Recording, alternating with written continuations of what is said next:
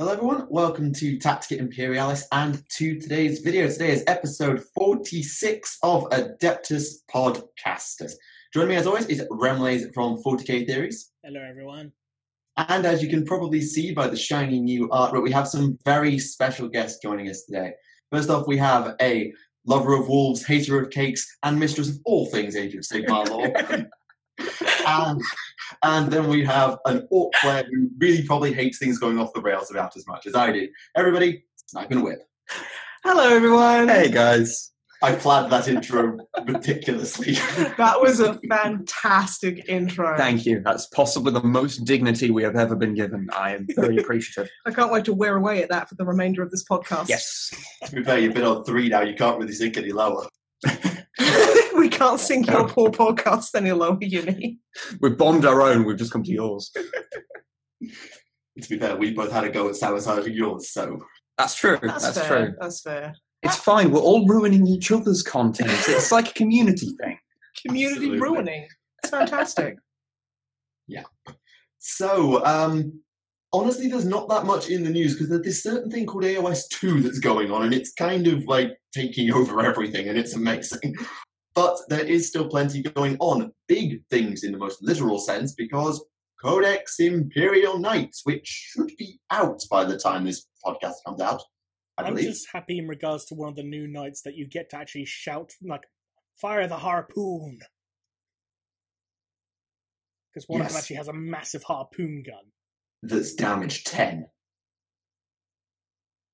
It's damage 10. It's madness. Indeed it is. We're having a bit of mic trouble there. So you guys just cut out for like a solid 30 minutes. Apologies. But No yes. worries. For 30 minutes?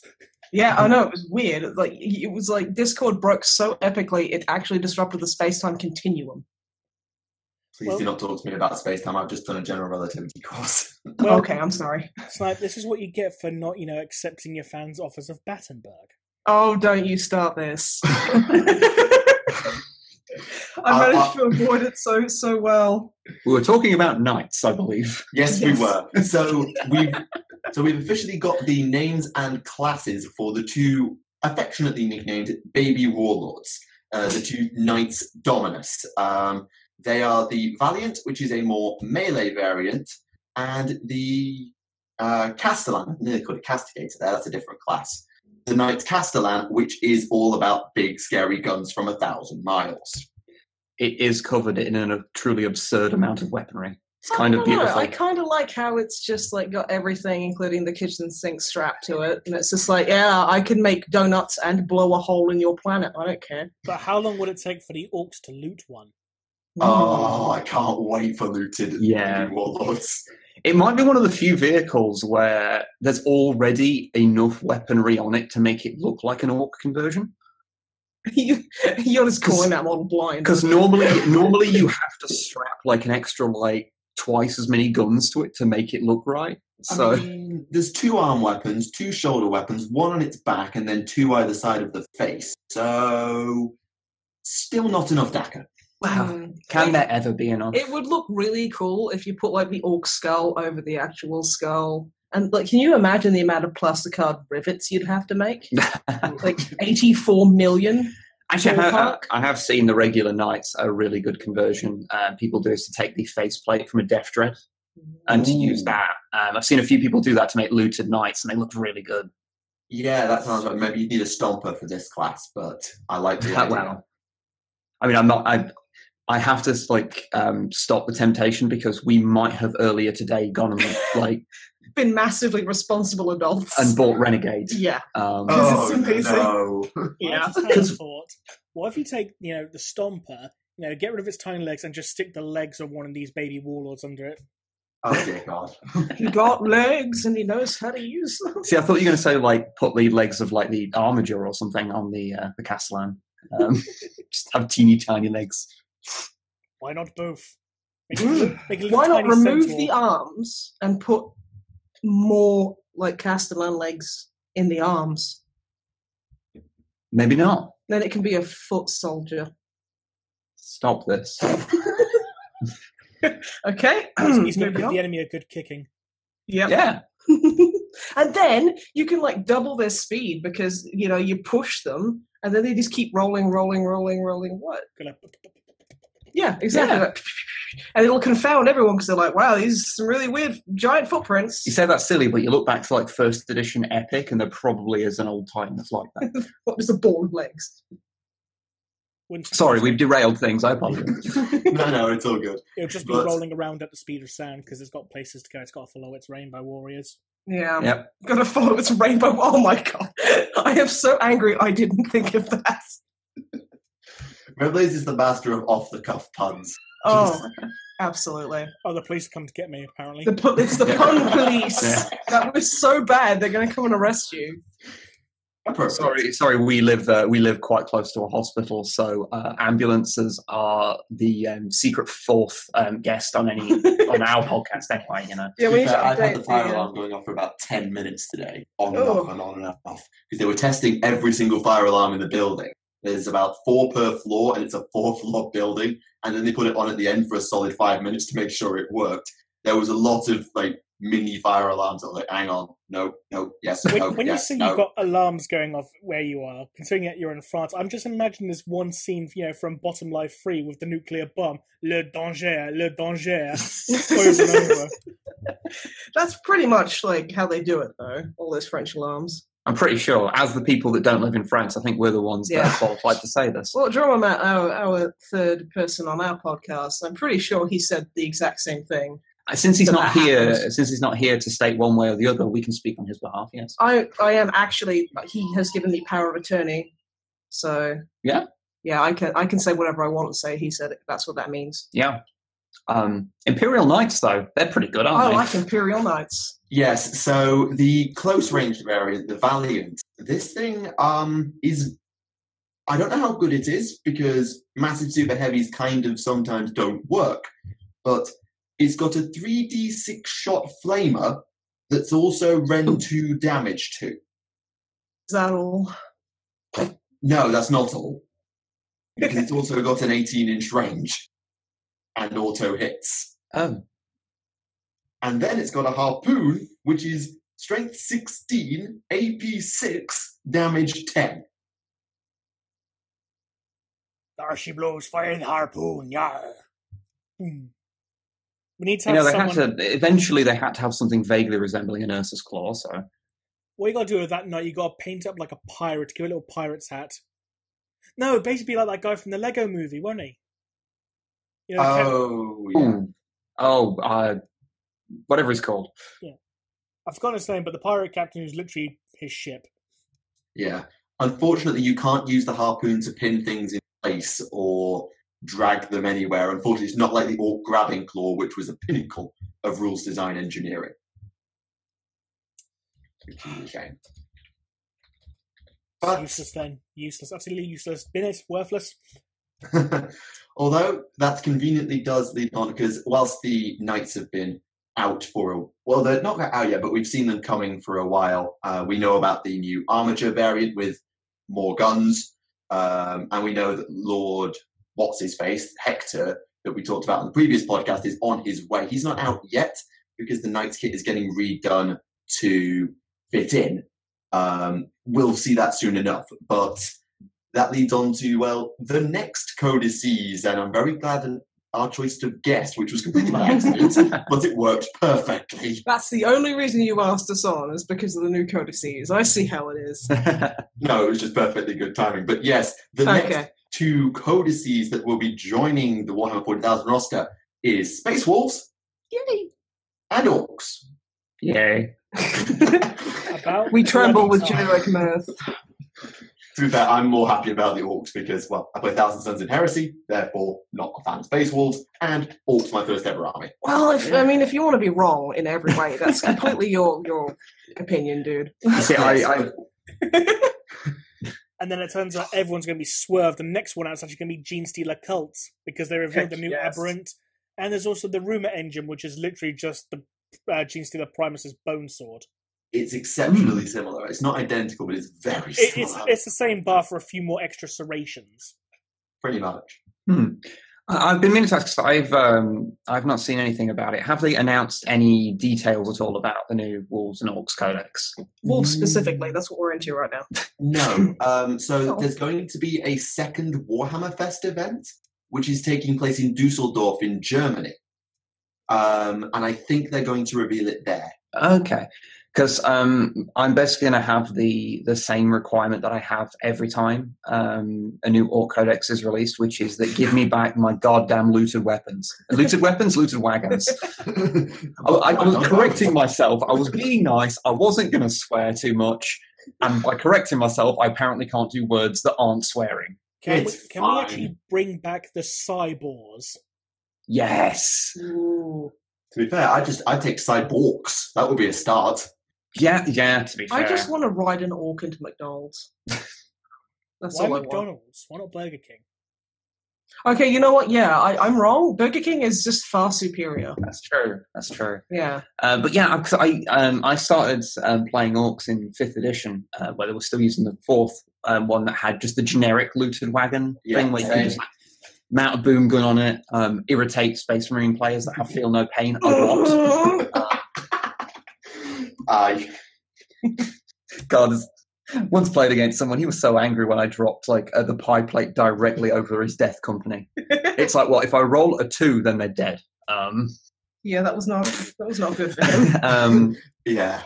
But yeah, and ever since then, I've just been continuously disappointed because they've just never given me them back. Didn't they get a data sheet in 6th edition that was separate from the Codex? Possibly. I feel like there was.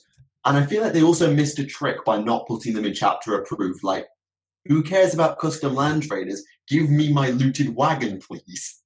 Yeah, because it just fits. I mean, let's be honest. We were talking about it earlier. The Knights.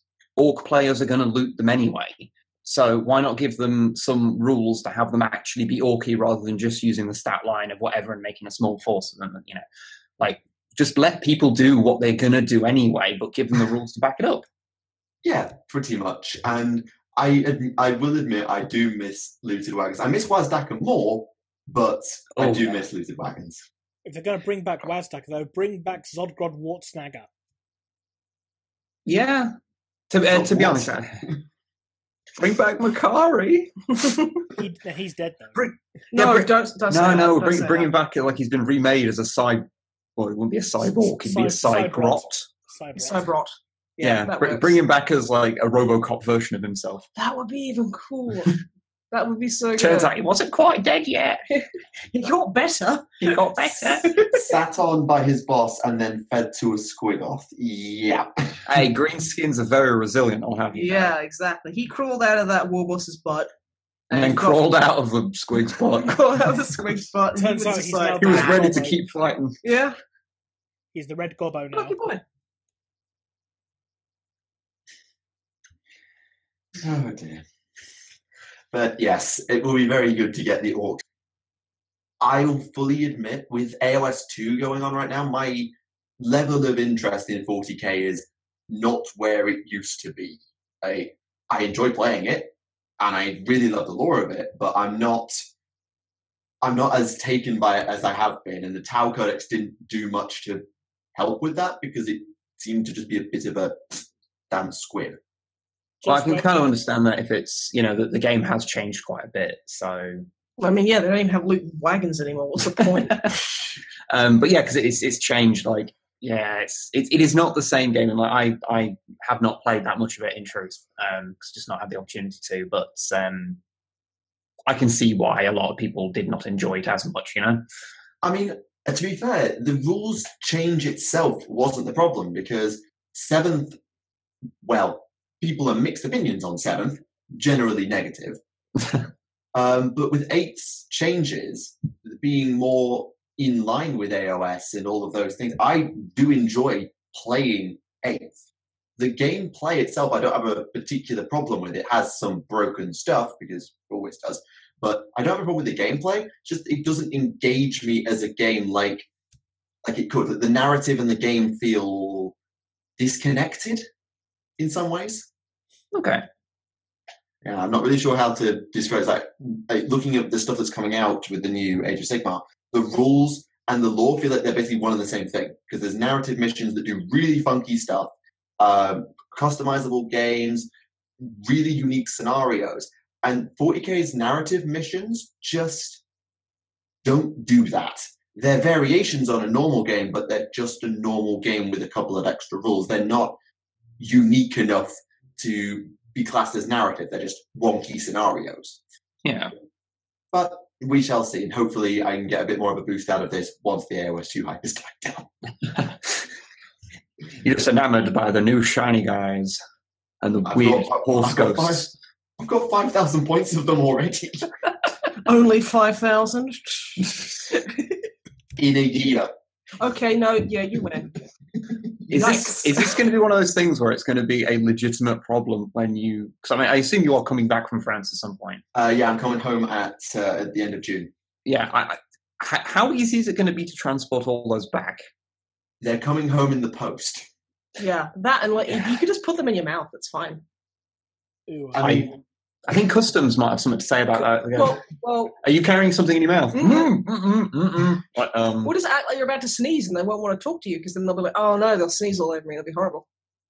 Can confirm I have traveled on airplanes before. I've never tried it, but it's 100% guaranteed to work. I think it says a lot. You can tell that you've not been through American airport security very often. I've only been through a few times. Because Jesus Christ, if you were just simply pulling a face.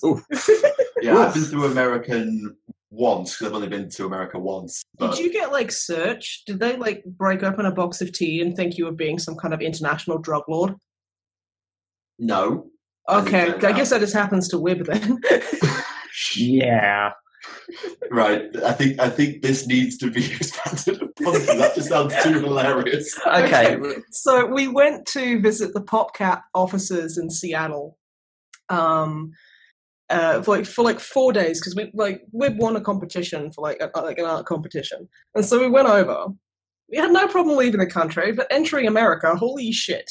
Do they not like anyone? I don't think it helped that at the time I had long purple hair. Yeah, I was like I was like public a stoner. Yeah, I think they assumed that my suitcase was going to be nothing but drug. Yes, and it didn't help that an entire drug, and all that Warhammer you were carrying in your mouth as well. Well, yeah, there's that too. And I don't think because the thing was because we were just over there for a couple of days. Because I won a competition. It was Peggle, if you remember that game. Yeah. It was like an art competition, and I entered it on a whim and won, which was nice. But yeah, so we only went over to Seattle for 4 days, which coming from England is a long way to travel and a lot of jet lag to deal with. So they were super suspicious of me, like, what are you doing over here? Yeah, so for just that amount of time. It's like, well, I didn't pick the amount of time. No, we got over there and they were like I go through, you know how they look through your bags? They let me through, no problem. And then, because Wib was behind me, they're like, whoa, you're going to stay put. Okay, so I turned around and I'm like, hey, oh, he's what? And there's this bloody customs woman who was like, sir, I'm going to have to ask you to explain these, and holds up a box of tea bags from Sainsbury's. Well, it was like the cheapest tea bags you can get from Netto or something. Yeah, it was from Netto. It was from Netto. Tea bags. Sir, can you explain what I'm going to find in this box? And he was like, tea bags. She was like, I'm opening it up, and then she opens it up. And it's like, yeah, it's tea bags, isn't it? And it's 2 foil bags, so it looks really druggy. Really examining the tea bag, she's never seen a tea bag before. And I was sitting out there for half an hour while they were just finding excuses to get mad at you. Yeah. It was really, really weird. That was a fun afternoon. And then we got retinal scanned. What? We had to do the retinal scan. Oh, yeah. thing. Sorry. I thought you said rectal scan. No, that was you. She didn't like you. I was about to say, I don't remember that. Yeah, she got you with the stun ray.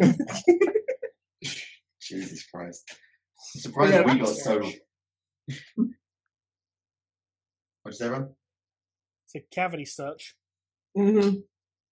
And I'm pretty sure they were an inch away from offering an emergency cavity search on the spot. Just because they did not like the look of him. I was amazed we got through American security as well as we did, given my brother's metal pins in his shoulder and my dad's had a liver transplant. It's just how the hell did we get through that? Yeah. Well, the thing is, like, the worst Wib had was a box of tea. So yeah, I'm surprised they didn't like actively incinerate you guys on the spot. Yeah, there's a box of medication in the hand luggage that literally cannot not be in the hand luggage. Oh god, that reminds me. I went to a gig like years and years ago. Went to see Flogging Molly. Oh, it wasn't Flogging Molly. It was a Dropkick Murphys. I don't get those confused because I'm really dumb. And I'd come from college, and in my bag, like in my front pocket, I had like loads of painkillers, like loads of like vitamins. Like I had tablets for sleeping, like all these drugs in my bag. I can imagine how well that went over.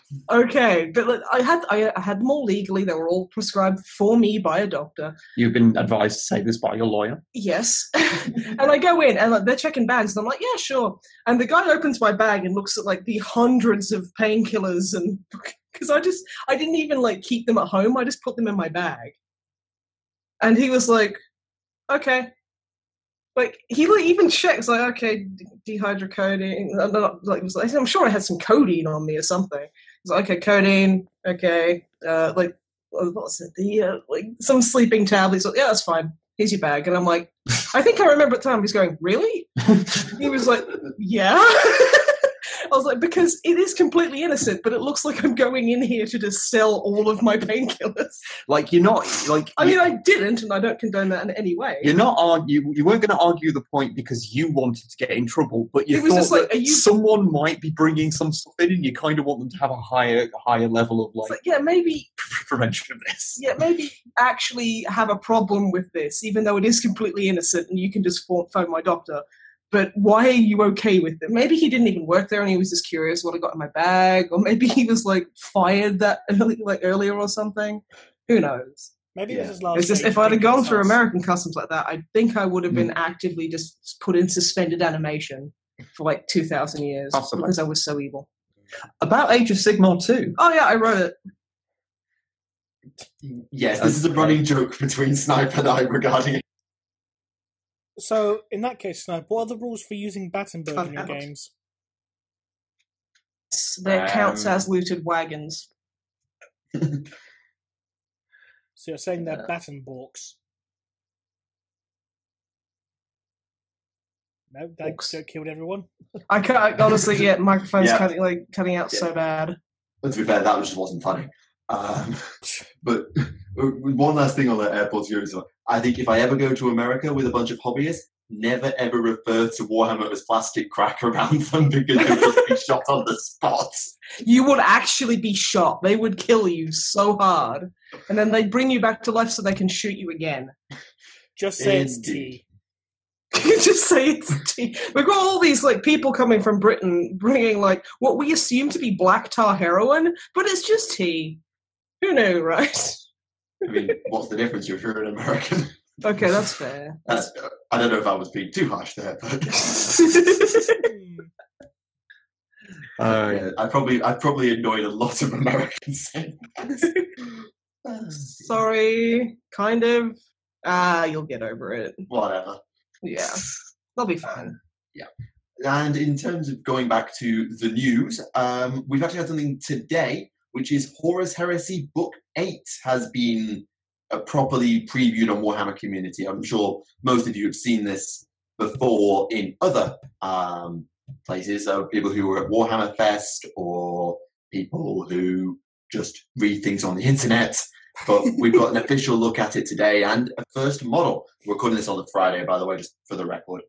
So Horus Heresy Book 8 is to be called Malevolence. It's a good title. Indeed. It does not star Angelina Jolie, however. Thank God. Honestly, I'm sick of her, like, fucking all over the 40k universe lore-wise. She's just, honestly, she has too much screen time. That's very true. Yeah, I got fed up of her during the Black, do you remember during Horus Heresy? Do you remember doing Rogue Trader though, when Al Pacino got involved? As a Dark Angel. Yeah, he was. He was big into it. I personally am a fan of. There's one where it's fucking. He was in the Expendables. Dolph Lundgren. Dolph Lundgren. There's a Dolph Lundgren one somewhere. That's like the cover of Space Crusade is Dolph Lundgren as hell, like the board game. Yeah, because that's really Dolph. Because there's two different covers, and I'm not sure if there's one or both of them are super Dolph Lundgren-y. One of them's Al Pacino-y. Yeah, there's the one where he's kind of like, it's like he's got the Scarface kind of pose, and then there's the other one that's like super Dolph Lundgren. Basically, everyone always used to steal things all the time. Reference images. One man's reference is another man's theft. That is not the way it works. You are literally the worst. The worst Dolph Lundgren. So yeah, Horus Book 8. Yes. So it revolves around, as we sort of knew already, Cygnus Prime and Chondax. So Blood Angels versus Demons will probably get Sanguinius' rules at last, as well as Cabanders, which will be really cool. And we'll also get to see some White Scars alongside the Alpha Legion as well. And some more Space Wolf stuff in there as well, because, well, I guess that's just to fill up the page count.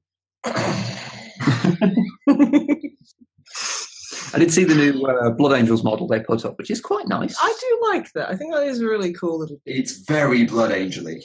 Yes. Very Blood Angel-y. Yeah. I don't know, it's missing the golden, baby face mask with the curly hair.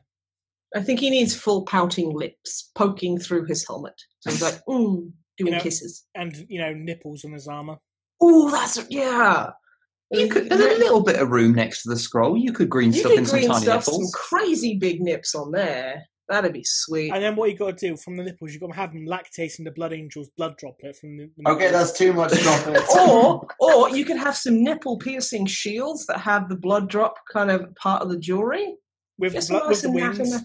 With the wings? Yeah, that'd be really cute. Actually, that's really cute.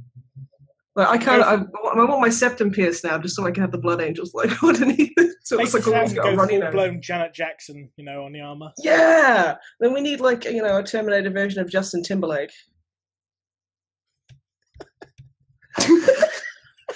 Is that one of those references that most people listening probably won't remember? Because that's a long time ago. About 40 years younger than me, so yeah. Yeah, that's straight over my head, I'm afraid. Oh, okay. Well, Janet Jackson, the nipple shield that Rem is referring to as is like Janet Jackson had one on, and she did a song with Justin Timberlake at some kind of music awards. And he turns around after the song and he yanks off her top and just her boob pops out and she's got a nipple shield on. Yeah. So yeah. Right. The nip slip heard round the world. I can't remember if he just shouted, "It's gonna be May." It's going to be May, indeed. Even though it's currently June, but hey. Yeah. Well, it's going to be May at some point, presumably. Eventually. Mm-hmm. But yeah, no, nipple piercings is, I think, what every Blood Angel player should be putting on their Blood Angels. Golden nipple piercings. Golden, of course. You got to have the fancy high kind of carrot gold there. Definitely a nada metal, but no one's going to get that. Really fancy, expensive jewelry with a bunch of blood droplets off it. And they jingle while they walk. Oh, they jingle as well. Or they could have a chain in between both of them with loads of little blood drops. In my head, I can really clearly see Michael just pinching the bridge of his nose, just counting under his breath, going. Honestly, I'd like to think that Michael knows me well enough by now that I am just the derail person. Yeah, I've just tuned all of you out to just cross-check my facts because I've already made one mistake that I need to correct. You're welcome. See, we helped everybody. Yeah, so the whole thing about Warhammer Fest Dusseldorf, that's in August. So everything I said about that being about the Space Wolf Orc reveal, ignore that. Ignore that entirely. When's the UK Games Expo? Has that already happened as well? I don't know. Oh, was that the thing that happened last week? I think it must have been, yeah. They got the article for it was last week. They talked about House Cawdor, which is coming for Necromunda. Oh, yeah. And look what's their basic... Warhammer, you know Necromunda better than I do. Yes, House Cawdor's models look amazing, considering the fact you got a guy with literally a grenade launcher crossbow in the shape of a giant cross. Ooh. Yeah, those guys look pretty great. Style. Yeah. And, they're pantomiming the custodians by having, autoguns with spears attached to them. And they look so derpy, it's adorable. That sounds so daft, I need it. I love it. It's so 40k. I see the people grim saying... daftness. There's a lot of people saying, oh, these are make good Chaos cultists. They already are cultists. They're cultists of the Emperor because they follow the cult of redemption, just not to the same degree as the Redemptionists do. That's exactly what I was going to say. All these people getting angry. With your in-depth knowledge of Necromunda. Yes, Yep. I wrote Necromunda. Twice. I didn't know your name was Andy Chambers. It is. It's a pen name I use. I don't want everyone to think that I have a monopoly on Age of Sigmar or Necromunda, so I use a lot of different pen names. Yep. Ghostwrite for a lot of people. It's funny that my game... Legitimately true, 100%. And If you're going to get angry at me, well, you're just angry because I've just revealed the truth. This is the way the world works, pumpkin. It is funny that my Games Workshop manager here, Noble, sharing, was at the Age of Sigmar 2 preview event and was having a chat with Phil honestly, Discord cut out really bad then, so I'm going to say yes. That is completely factually accurate. Well, he was. And he was sat with Phil Kelly, the guy who actually wrote all the background. So, yeah. Well, don't forget though. Wib wrote the Space Marine Codex. In 5th edition. Making all the Ultramarines very popular. Didn't you, Wib? Oh yes. I that is me, the person that did all this. God. That would have worked so much better if our Discord hadn't just gone insane and just stopped everything. Basically, it was just a Matt Ward joke. Oh, okay. Yeah, because your name's Greg Jefferson. Yes. That's one horse that's been flogged to death about 600 times by now. Oh, absolutely. Yeah. Yeah, I think I have told the story of getting death threats on my birthday when I came on this podcast one time before. So, yeah. Thank you, 40k community, for being so rational about things all the time. Yeah, it's an interesting one with how the community sometimes handles certain things. Most of the time, we're a good bunch of people, and I'm including myself in everything I say here. But there are occasions when things get blown way out of proportion. Essentially. Yes, sometimes before they've even come out. Yeah, weirdly, it's like, and maybe something will come out, what hasn't even come out yet, that somebody has no interest in even remotely consuming, but they will demand that everyone will to do with it will be murdered and salt the earth after. Yeah, it's a bit irrational, if dare I say, but not thinking about anything specific. But, I wouldn't dream of directly referencing what we're talking about. No, that would be bad because apparently that's bad thing to just make good things for everyone. Sorry, this isn't on our channel, so we can't be that antagonistic. I apologize, you guys. It's fine, but yeah, most of the time, we as a community are generally quite good about. We look at things, we appraise them, we say, "Oh, this looks cool. I think this could look better," or whatever. We're generally quite good, but some things just foam at the mouth. Yeah, there are occasions where that happens, and not going to name particular things, but anyway, I'm going to move on now before I say that makes me get even immortal. Also, if you're writing out an angry comment right now, don't bother because you can't see it, but I'm flipping you off. There we go. I'm sorry if that's on your channel, Rem or Michael. I don't know whose channel it's going to be on, and I want to apologize. It's mine, but it's fine. I'm sorry. It's fine, but it's fine. It's mine, but it's fine. Obviously, it's fine, but it's fine. It's fine, but it's fine, but it's mine. Oh. It's fine, and it's mine. Ooh. There's not much. To be fair, there's not much more in the news because AOS 2 has been going on, but we did get confirmed something regarding the fact that Lord of the Rings is making a comeback. For some reason. Expect. Yeah. I have only ever heard people talking about Lord of the Rings, the game, in the context of the one person that plays it in an area complaining that no one else in their area plays it. That's the only context I ever hear it talked about. Yeah, I think there was a few of us in my gaming group tried to play it for a bit, 2 or 3 games, and then we all just gave up. Oh. I still remember when it was being sold in W.H. Smith. Oh, dang. Christ. 473 years ago. Back when mammoths ruled the world. Mm-hmm. With their own weird tabletop games. Yes, Battle Mace 42 million. I would have gone with War Mammoth. 40,000, but War Mammoth 40,000. Oh, 400. War Hamster 40. That's the one. Just 40. Because it's like, yeah, it wasn't. It's not probably big. wasn't the year 40 yet, so we were like, ooh. Warhamster 4. Ooh, well, War Hamster 0.4. You know, I do actually have a very small bit of like 40k related news. That's not been mentioned. That is not why people are here. We're here to talk about fucking War Mammoth 0.4. Sorry, I think I'm still just in the mode of when we did the podcast like last week with Alpha, and I had to constantly like get people back on track. So I'm still in that. By people, you mean? Yeah, I completely relate and sympathise with you there, Wib. But there's have you guys played the Adeptus Titanicus Dominus game? I think it's called. I haven't. No. Game? No.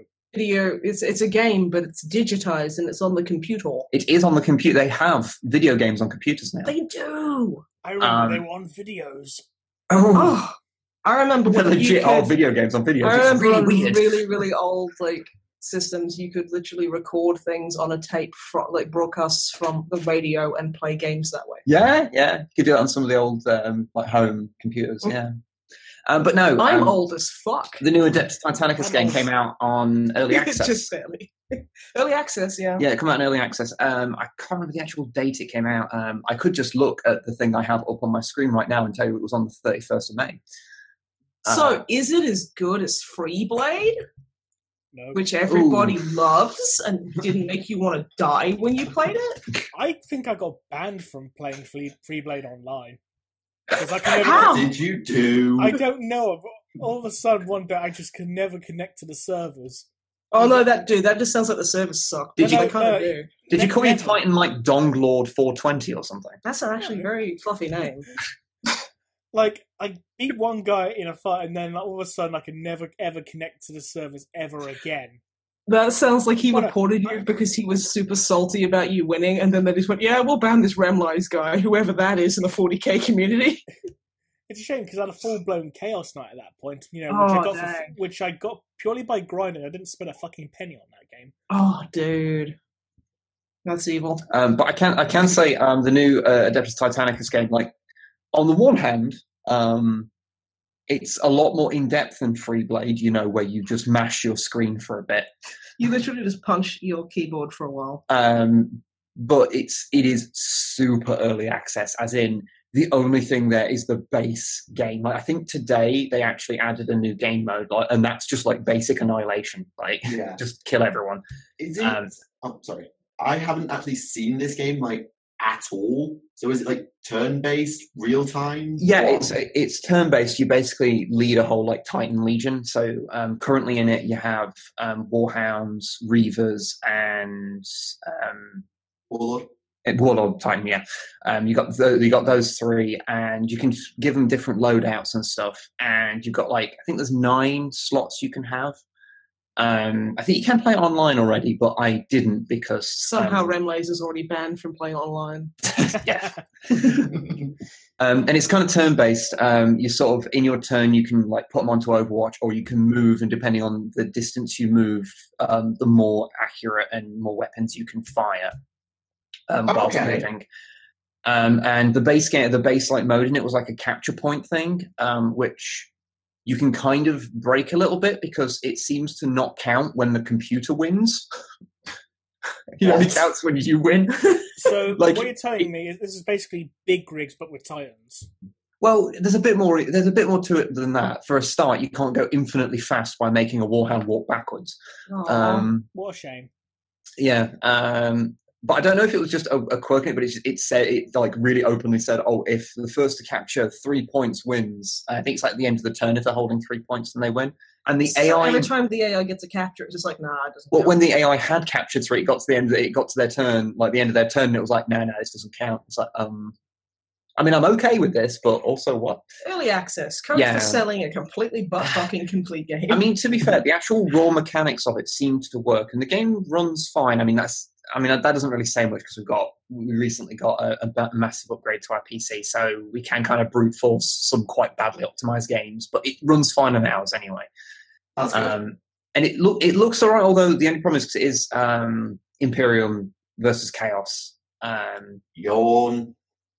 And well, I think you can have like Imperium versus Imperium and Chaos versus Chaos things, but there's no difference in.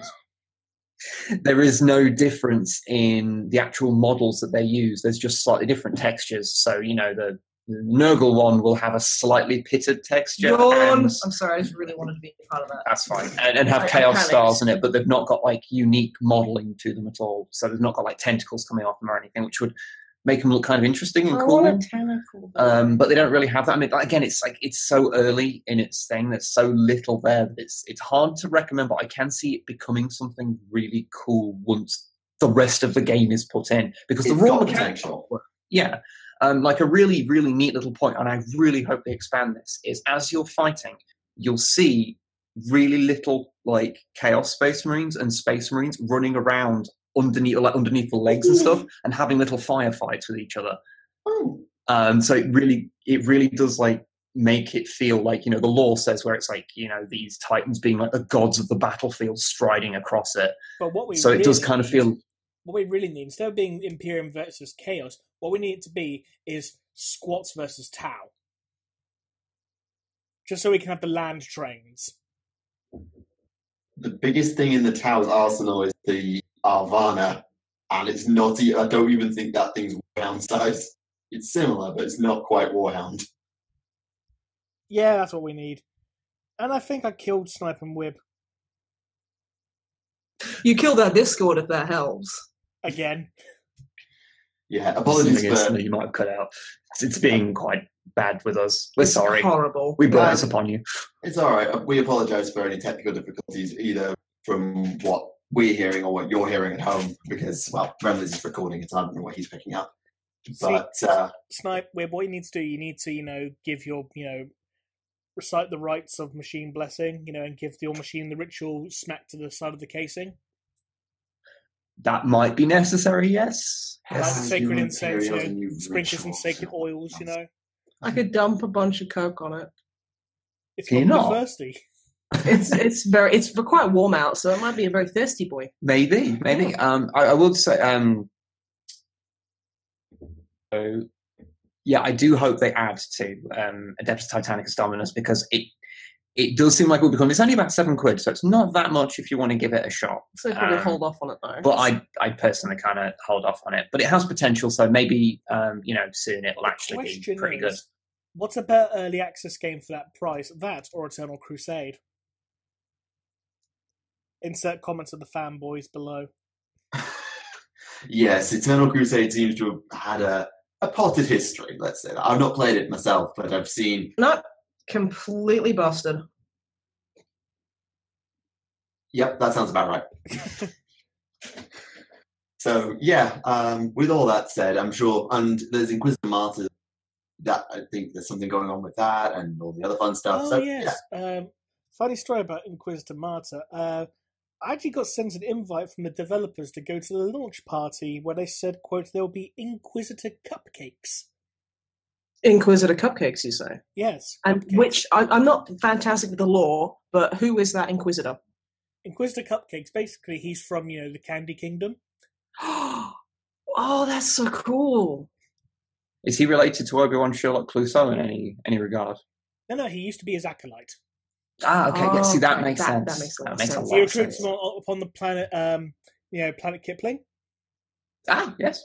Okay. That famous, on the big fields, We're getting into deep lore here. Deep lore, yeah, yes. Very he was a fondant fancy miner for the first 14 years of his life. Yep. He was, yes. Literally, popped out his mum, given a pickaxe. That's just how it works. I mean, fondant fantasies are pretty soft, so it's not like that difficult to mine them. Yeah, but a baby could do it. I don't know why they had to give a baby a pickaxe, but it made him who he was. Well, the baby was forced, to work down the Battenberg mine, so.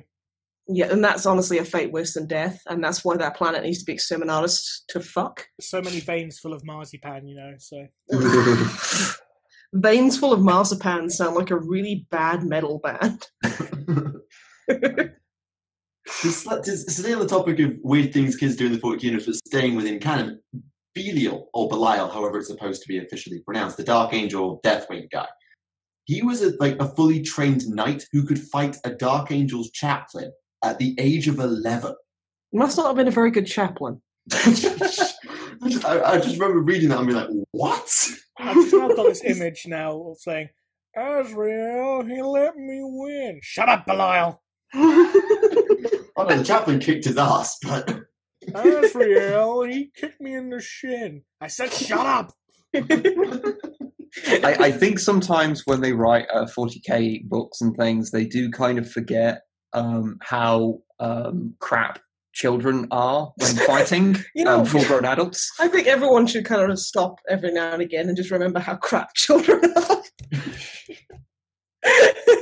Because that's not going to be taken out of context ever. No, it's not like literally. That's like one of our channel memes is people randomly quoting us out of context constantly. It's fine. I say things that are slightly weird out of context. Remleiz punchlines every 5 seconds. Gimmick. So by the time you beat off the Tyrannids. Whoa! Oh, this is a story I want to hear. Yeah, I don't. It will probably end up in an animaticus if it hasn't already. But that was. So you beat off a bunch of Tyranids, did you? Okay. No, that was not things out of context. You know what? To be fair, sex. There we go. We haven't done that in a while. They do have a really sexy carapace. Ooh, yeah, absolutely. Like the shiny kind. And so you can kind of see your face in it a little bit, but it's a bit peerless. And their guns often fire slime, and that's sexy. Sexy slime. Sexy slime. Their guns are actually sphincters. Yeah, exactly. That's even sexier. Yeah. Oh my goodness. Who doesn't? Spewing some discharge into the void, Yeah, it's like if you get a mayonnaise packet, you punch it really hard, and it goes. That's it's just squelching noises. What is happening? Across the battlefield, people are getting spooged. We're so sorry, Michael. And then the Brazzers logo just appears in the corner. Oh, stupid, sexy Carnifex. I'm gonna have to sit on my hand. Now you know why they call him Old One Eye. Always winking at you. I love how you literally just said sorry to Michael, and then you came up with the worst joke of the lot of it. But is he a wide purple people eater? Yes. Stop it. Depends how you paint him. You can paint him however you like. Sexy boy. You know what? Should we just move on and do some questions? Does that sound like a plan? Probably wise. mean, if you don't want to talk about sexy carapaces and spoons. No, I don't actually. Let's move on. We haven't even got onto how hot Zotes are. That's why they got removed, because they were too hot. They were just too sexy. It was distracting as hell. That's legitimate. The rage quit button? In fairness, I did bring them back in fantasy before they killed off fantasy. Oh, but speaking of though, going on a bit of a different tangent. Nakoho is an Age of Sigmar. Who? The Chaos God of Atheism. Yeah. He's around in Age of Sigmar, apparently. Okay, so I know I wrote all of Age of Sigmar, and I'm sorry that Discord just cut out, so I'm just going to guess that you're saying that it's really, really good and I should write more of it, which I will. Thank you very much. I find it hilarious that a god of atheism exists in a place where literally you cannot deny the existence of gods. Sigmar is a god. Nagash is a god. He is literally mentioned in the story Auction of Blood. Oh, I'm not saying that he can't be written into the lore. I find it just hilarious that someone in the mortal realms can believe that. He's a god. I didn't vote for him. The god of atheism, no less. Yeah, that makes sense. I don't exist. Worship me. I don't exist. Worship me and no other gods because no gods exist. He's probably just the god of brain ache, but he's just pretending to be cool and weird. Warhammer logic. Yeah, that's right. He exists, and Hashut doesn't anymore. So take that for what you will.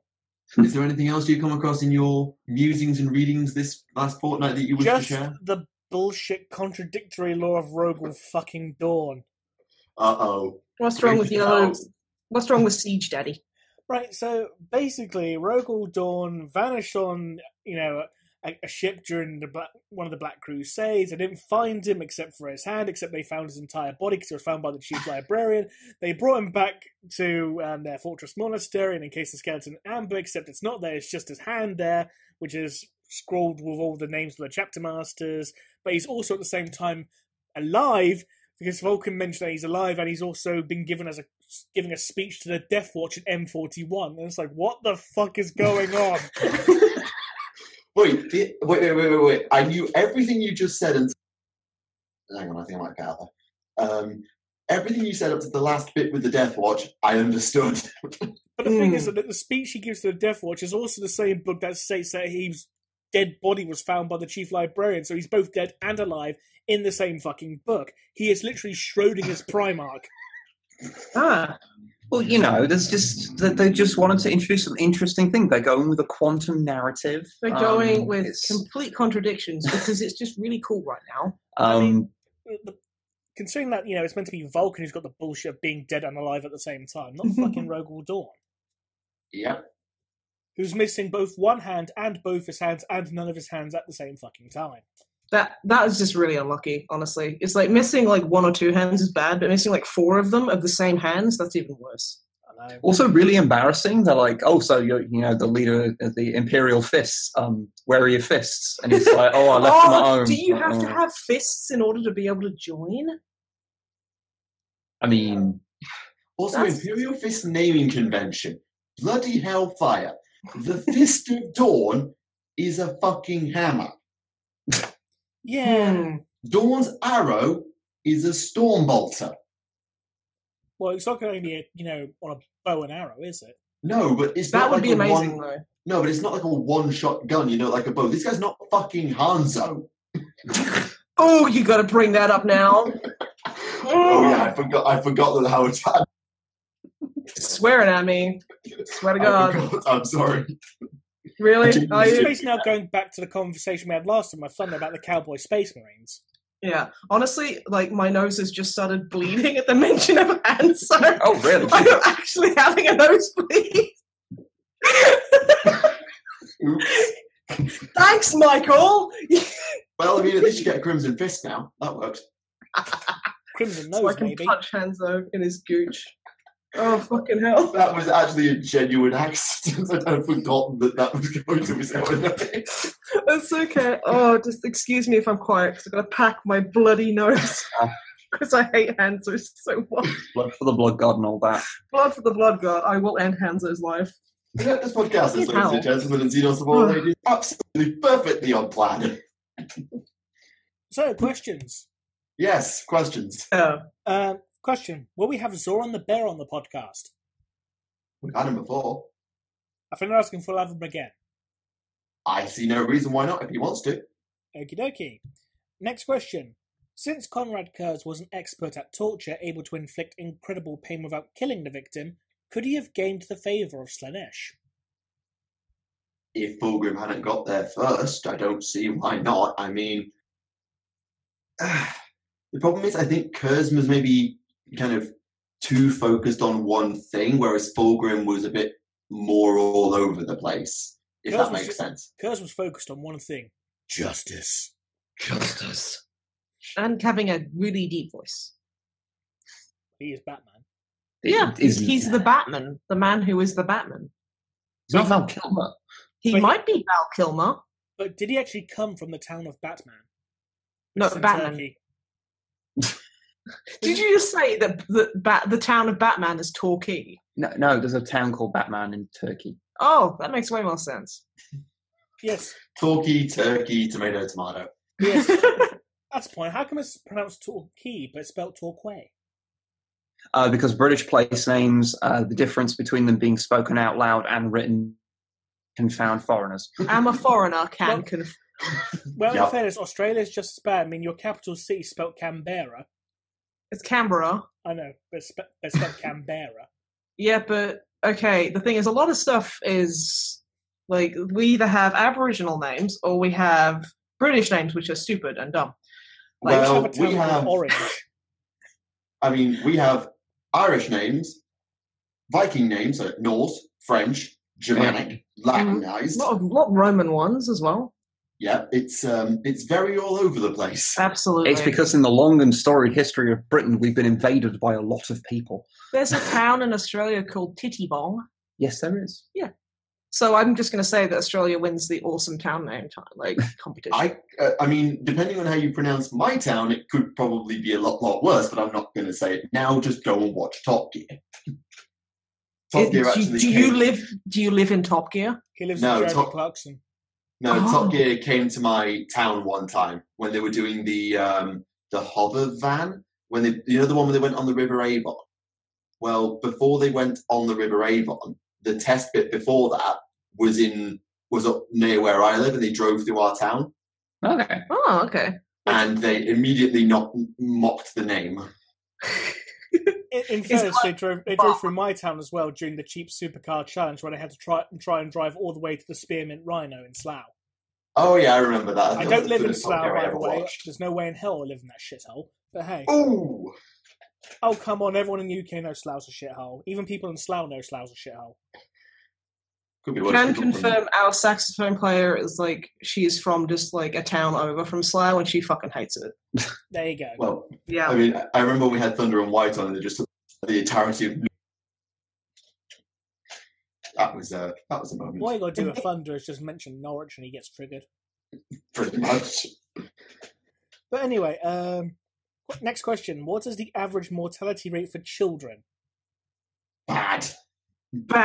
That's what it is. It's not very good. They live forever. You can't kill them. What, in real life? Or yeah, in real life.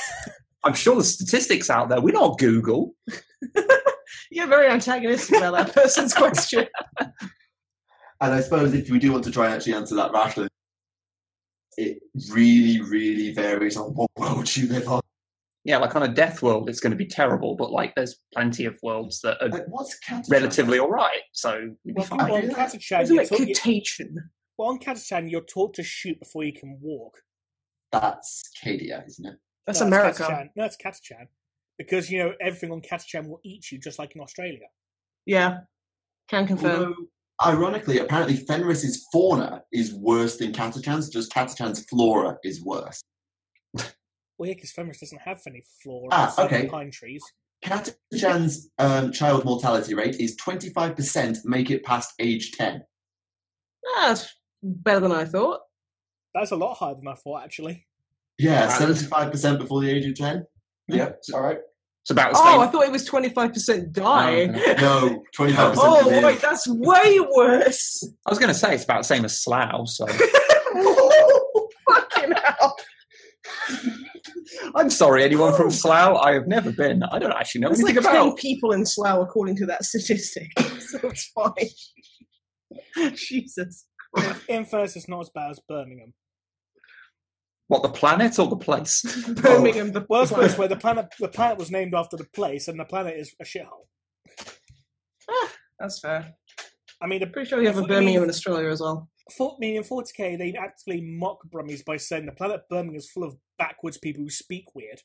Well, that's what you get when all your laws come up with a bunch of misanthropes from Nottingham. Yeah. To be fair, you could have asked them to come from anywhere that wasn't Birmingham. And yeah.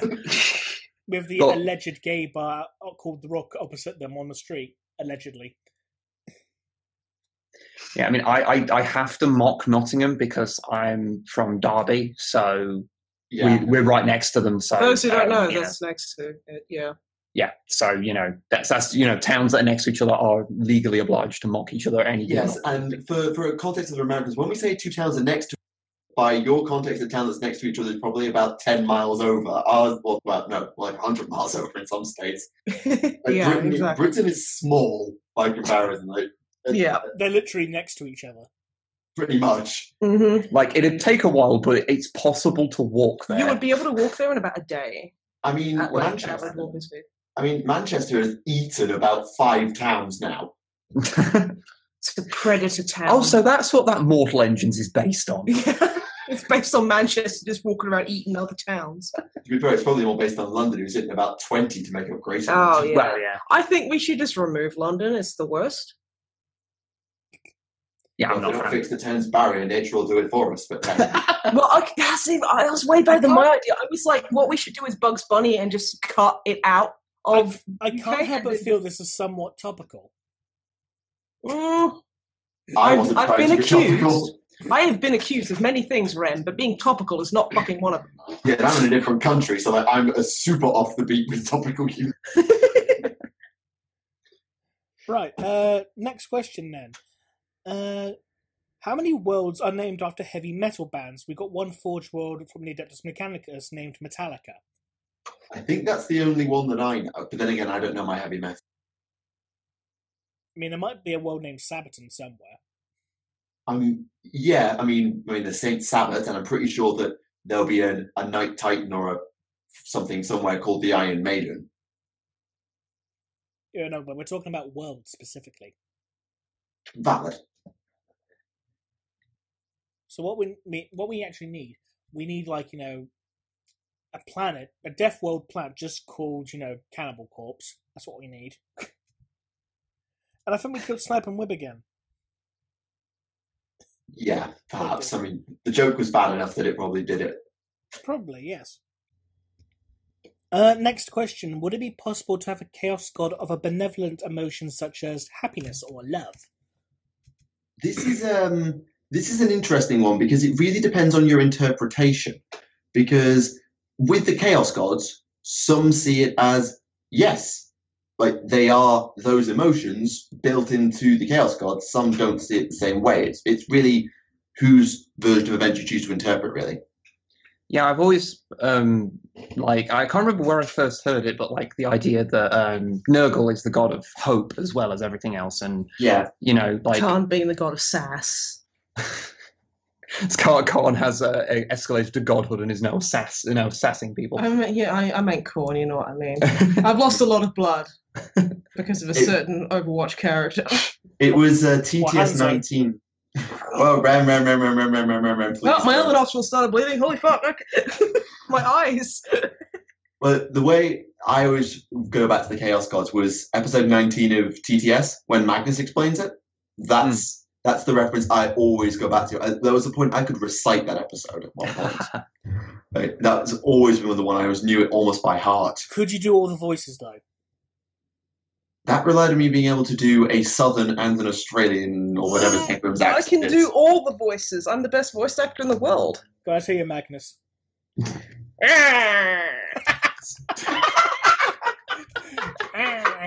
See, he's like, Daddy, I've ruined everything. Now let's hear your kitten. Oh, my emperor! I'm so fed up of all the custodians. Now let's hear your Sound like. There we go. Ow, my ears. Let's hear your dawn. Come on. No! That was it. You know what? Let's just keep on trucking. It's okay if you're embarrassed that I'm so good at all my different voices. That's fine. I am available Also, for hire. apologies, headphone users. I'll try and not make that hurt. Sorry, I leaned back and everything. I don't know what more I could have done. Maybe I could have not done the voices, but that's just not me. That's not who I am. That's true. That's true. Yeah. Right. How would you attempt to get younger people into Warhammer, and how would you include Brian Blessed? He said in capitals, so I had to shout that last bit. Yeah. I know. You could maybe write a book series for maybe the younger people to try and make a bit more of a kid-friendly thing, and no one would get really, really mad about it, and everyone would be happy that they're getting younger audiences into it, and in a nice, safe kind of way that they can escalate, or they can enter at their own kind of level, and then kind of explore out into the extended lore and maybe the more adult fiction and other things like that at their leisure. And no one would get mad at that. Yeah, and then have the audiobooks narrated by Brian Blessed. Yeah, sorted. spot on. Yeah, what they're doing to invite a younger audience, I think, is as long as it's handled correctly, a good move. It's the right idea. We'll just have to see how well it's executed. I mean, in terms of what, go on. I mean, let's just not forget how Warship Down is meant for young children. Exactly. Yeah. For anyone who's not seen that film, you just watch it. It's scary as an adult. I'll take a pass. To be quite frank, I'm just glad to be getting somewhat that this will be getting peeved comments on someone else's channel about Warhammer Adventures. I mean, we talked about it on our last podcast, and to be fair, people were quite good about it. Oh, good. I'm glad. Yeah. But in terms of what they could do, and I think what they've actually done outside of the lore in terms of the gameplay, they've actually done some nice things there too, because admittedly, you might say that they've dumbed the games down with AOS and 40k. That's up to you. But what they've given us is games with a low barrier to entry, both financially and tactically. Like, picking up the game and playing it takes an hour. Yeah. And go on. But yeah, like you say, it's like it made it a lot more accessible, and I think that's a fantastic move. Like, especially with like I've been playing a lot of D&D 5th edition, and I think especially someone who played a few older editions of D&D and like older editions of 40k, I prefer the streamlined. I'm not going to say simplified because that has negative connotations. Well, the thing is, like, one person's dumbed down is another person's streamlined. Yeah, and I think it's pretty good, and it means that it's nowhere near as scary to get into. It's nowhere near as difficult and like crazy number crunching, and yeah, it's like the big barrier to entry in 40k is how much the models cost. But it fixed that slightly as well because you start collecting. Yeah, so it's like you can get someone going, and then like rather than going, it'll cost you £100 if you want to play this game, and to be going, if you can get like a box for like £20, £25, and there you go. First strike is £25, I think. Yeah, and that's got a decent amount of models in and everything to start playing. Exactly, so, and I think that's a really positive thing. I think that's going to get a lot more people into the hobby, which honestly I can't see that as a bad thing. Yeah, and there comes a point where there's only so much GW can do, and it's up to us, the community, to, for want of a better word, step up and try and make ourselves as accessible as possible. I always remember I was having a bit of a lull with 40k last year, and I was in GW having a natter with the manager, and I saw this kid came in with his dad, and his dad went up to talk to one of the staff about buying some models, and the kid was looking at the triumvirate of Iliad, and I just stood next to that kid. I sort of like knelt down. He was about like 8 to 10 years old. And I just started telling him the story of Ivrain and Iliad in like as safe a manner as I could do off the top of my head. Yeah. And it was just like this. It felt really good. I walked out with a grin on my face after I left because just trying to introduce them, like saying these are the models and you can create them and you can make lots of stories with them. So, for example, this guy right here, he's my character, and in my old games he's done this and this, or in the stories he's done this and that, and you can really just try and engage with them rather than treat them like you would any other new player to the hobby. Don't just curb stomp them unless they want to play that way, and even then be nice. Yeah. And when they get their first win, be really positive about it and just try and be positive. Be supportive. The power of positivity. I'm not trying to be the thought police here, but the power of positivity is a thing, and it does help. And basically, just don't be a dick to people, especially children. What's the problem? Why is this difficult for people? Yeah, sometimes we do need to try and put behind us the old reputation of neckbeards in basements. That needs to be put behind us even faster than it already is being. Yeah, absolutely. But no, I mean, I think it's just like, as you say, Michael, we have like a responsibility as members of the community to be welcoming to potential members of the community, because we're all here because we love 40k and tabletop gaming, and someone wanting to get into that world is wonderful. It's like, hey, let me share with you why I love this. And absolutely. No one wins when people start gatekeeping. Basically, no one wins. Nope. That's how things die, basically, because then people don't want to get into it, and eventually that kind of toxicity drives most of the existing people out, and you're just left with a small, bitter group of people who are complaining that it's not as good as it was 10 yeyears ago, and that's all you're left with. Yeah. Oh, that reminds me. Did you see... Well, no, that toxicity thing doesn't remind me, but I just remembered. Did you see the article from, I think it was BBC, like West Midlands? They went to Warhammer World? Did they? Yeah, they did an article, a little video piece. I don't think it was like a full-on news report. It might have just been on the local news, about how miniature wargaming production has really stepped up in Nottingham and in other companies in the local area. And they talked to a lot of hobbyists about why they enjoy it so much. It wasn't like a full-on integrated discussion. It was just like little things for like people who don't understand what hobbying is. Yeah. But it was really interesting to see. I was like, oh, nice. Oh, that's really cool. Okay, next question. Is Vulcan a salamander in and of how he regenerates? As in, like a legitimate, real life salamander, life, like womb salamander. I'm guessing. Yes, he's a legitimate salamander who's been squeezed into a man shape. Yes, inflated. Yes, because he's a dirty boy. Unless he's like the mythical salamanders that are a little different. Actually, have we ever had any confirmation of how the perpetual process works? Because if I remember correctly, when Vulcan landed on Macragge, he kind of went splat. And then he just was there again, and he was alive. Does his body like rebuild itself, or does he just pop up again? He's like the T-1000. It rebuilt itself, yeah. Like there was a time where he was like in this containment cell where he had like no skin; he was just muscle, and he started banging on the walls when he saw Gilliman, and was like really angry. Would he be like that? He's like that guy from the end of RoboCop who gets like covered in acid. I was thinking more like, is it Hellraiser, where the guy is like a skeleton and then reassembles slowly? Yes, and it's like that's a better example. Yes, I still like mine. Next question: if every chapter was forced to accept Primaris Marines, why are there no Grey Knight Primaris? Because Grey Knights are special. They're dumb. Although it raises the point of why there are Exorcist Primaris, because they have Grey Knight gene seed. Yeah, but they're not held to the same standards, though, are they? Yeah, but surely if your Belisari is called and you're right, I need to provide for the Exorcist chapter. Right, who's there? Hang on. I mean, to be fair, the Imperium doesn't even know, and they don't have the old gene stocks with the dark founding, but must be like, hang on. Let's put it this way. The same reason why he's basically made an Emperor's Children Primaris chapter and claimed, they're Imperial fists. It's fine. It's probably fine.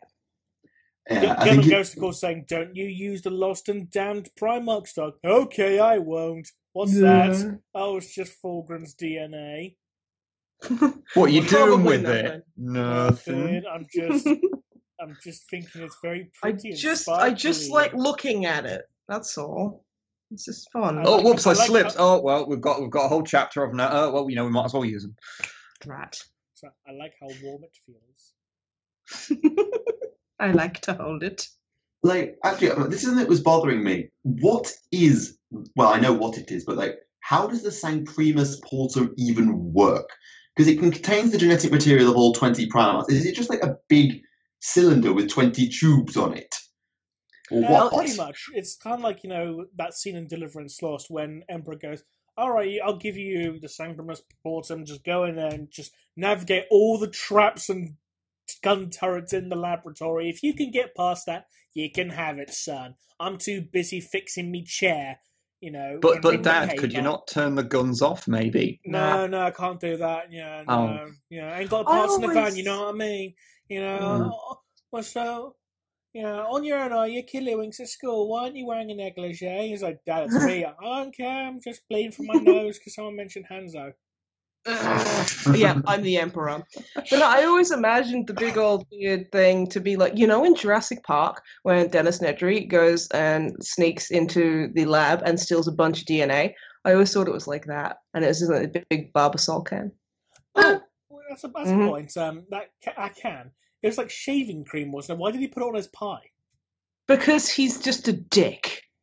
But does that mean he likes to eat shaving cream? Well, the thing is, if you look at it carefully, because I've seen that movie about 100 times because I'm really sad and I like dinosaurs, it's just a random dessert tray that the waiter is pushing around. So I don't think it's even for him. So he's just like, I want this off and I can't be bothered to wipe my hands, so I'm just going to put fucking shaving cream on an apple pie because I'm a jerk. I mean, I guess. Yeah, no, that's exactly the explanation. And if anyone disagrees with me, then they're just a heretic. So he eats shaving cream, got it. Yeah. Mm-hmm. Imperials. It's the space goat. Are there any examples of demons getting bored messing with Imperials? God, I hope so. There's no record of... I don't believe so. I know that... Again, I keep coming back to Age of Sigmar here, but when the whole thing was going on with Nagash trying to kill everyone, Slaanesh wanted to stop it because it would get bored. So I think the Chaos Gods can get bored. So by logic, the demons can get bored.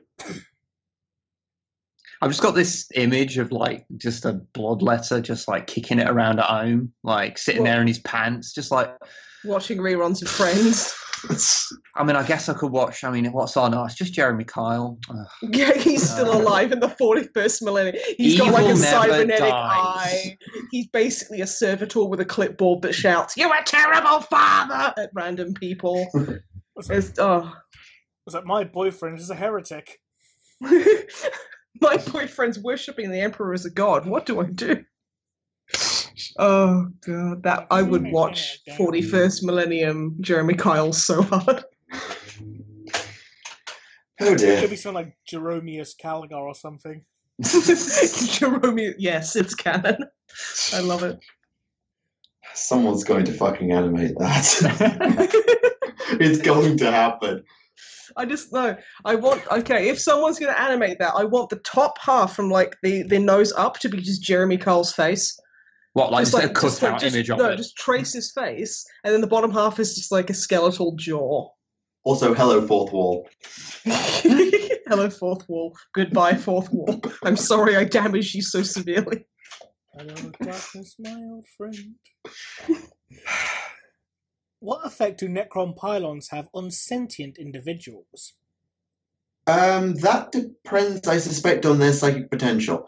Because when the pylons were activated on Cadia, the warp literally receded. The Eye of Terror actually shrunk. And Celestine went, ow, that hurts, stop it. Yeah, the Legion of the Damned sort of similar, and the power of Psychers was drastically reduced. Now, whether that had an effect, a noticeable effect on the regular Joes, is less clear. Maybe a little bit as well. Yeah, it was enough that the psychic power went down, so I assume if you've got a lot of psychic potential, it will hurt. But beyond that, I can't expect it to do anything. I like the idea that because, every human having a minor amount of psychic potential, that everyone is left with just this slightly off feeling, like everyone suddenly feels like they've forgotten something. Like they all kind of sit there and go, did I leave the iron on? Like, did I leave the space future iron on? To be fair, that's just kind of like standing around the system of silence then. Okay, this one, Michael probably best to answer this because he's a Tau guy. In the buffer worlds between the Tau and the Imperium, where the Imperial cult is present on a planet with a decent-sized Tau population, will we ever see Tau worshipping the Emperor? Only if they were secessionists, I suspect, because the way the Tau works is, even if it's not done by mind control, it seems to be kind of like converting the ones they conquer to the greater good. How it's done, we don't know. It might be mind control. It might be something else. I'm not going to go there. A different point for a different day. The problem is if you have humans in the greater good, they're generally allowed to keep worshipping the Emperor as long as they also serve the greater good. I think that's how it goes anyway. It's been a while since I've read up on the Gay stuff. So unlikely, just because the Tau are so staunchly unflinching in their devotion to the greater good, to the point that even Farsight still follows it. He just thinks differently to the rest of the Tau. So maybe, but they'd have to have turned their back on the greater good. So maybe in some of the Fourth Sphere worlds, you might have seen it, but then that got taken over by the Fifth Sphere, and all the Fourth Sphere lot ran off to the Enclaves because they were going to be executed. So maybe. Okay, would Gerald of Rivia, I think that's pronounced right, be able to survive in Warhammer Fantasy? Who? Yes. Oh my god, you don't know Geralt of Rivia? Oh, it's the witch. Oh, it's the guy from The Witcher. Right. It is. Oh, yeah. It's Gerald of Riverdale. Yeah, that's him. Gerald of Emmerdale. I only didn't know that because of the pronunciation. That's my excuse. I'm sticking to it. I'm sure. Gerald of Emmerdale. Yeah. He attacked by using sheep. Oh, God. No, they have to be even. Also won't understand. I reckon Geralt would be fine in Warhammer Fantasy. I mean, as I wrote it. I mean, he's got like magic powers. Yeah, he uses like low kind of key magic powers, and he's basically like super strong and everything, and has super senses. So I reckon he'd be fine. He'd be absolutely fine. He'd be fine. He'd probably get paid for killing. Like, can you go kill like those cornate sheep, please? And he'd just get loads of money. I think go bad for the bad god. Bad. I know this is an odd thing because I've not seen anything to do with The Witcher, but is Geralt like able to like stop other? Is he good at like cancelling out magic? Because nowadays, if we're going into Age of Sigmar, well, there's actually like dangerous spells running about, killing shit. So, and it's people who are earning a living as bounty hunters, going around to the edge of the realms and unbinding these spells as their job. Well, I know he'll go around fucking anything with 2 legs and a pulse. Not my Geralt. But yeah, I mean, he could fuck away all the magic. He could probably do that. For a minute, I thought you said he could fuck a whale. He could probably fuck a whale. I reckon if you give it a go. But who would hire him to do that? Can you imagine the little card you'd get afterwards? Oh, you get like a sexy whale card. It'd be like a whale in a negligee. Ooh. I'm so glad I don't use the bleep things on anything I record because I'd be so busy. I'm sorry. Would this whale be, doing a water spout from its, blowhole? Oh yeah, definitely. That would probably not be in like say the American or Australian versions because it'd be a bit suggestive. But I think it'd definitely be in the European version. Super stupid, sexy whales. Geralt would be fine in fantasy. I think he'd fuck the all takeaway of thing because he'd have sex with all the whales. He would. Like, he'd literally just go into the ocean. He'd fuck his way out of the ocean. Yep. Wake the white wolf to go fuck a bunch of sexy whales. Yep. Currently, Michael's now face down on this desk, and he's just got "Hello, darkness, my old friend" in his mind. No, I'm actually reading a funny Space Wolf meme. Literally. All right, we're not funny enough for you. No, your brand of funny is just like not funny, but no, funny. It's just I saw a Space Wolf joke, and it was more clown to you. What funny how? See, anyone who hasn't seen Goodfellas ain't gonna get that. Like a funny haha, yeah. I've seen Goodfellas. Oh god, that was a good scene. Should probably move on to a question that doesn't involve intercourse with whales. Yes, give a synopsis for a kid-friendly 40k or AOS story of your design. Geralt of Rivia fucks a whale. Thanks. And said goodbye to the circus. You're welcome. I mean, went to the jungle with trumpety trump. Thank you for getting that, Rem. I mean, to be fair, like on the last podcast, we did a little bit of brainstorming for ideas of sort of like running across the tower, and then one of the humans defects, and they don't get it because it's like, oh my god, that he's going to join the aliens, and so see it from a different perspective. That would be a really quite interesting plot. On the AOS side, I mean, realistically, as long as it doesn't involve chaos, you're kind of good.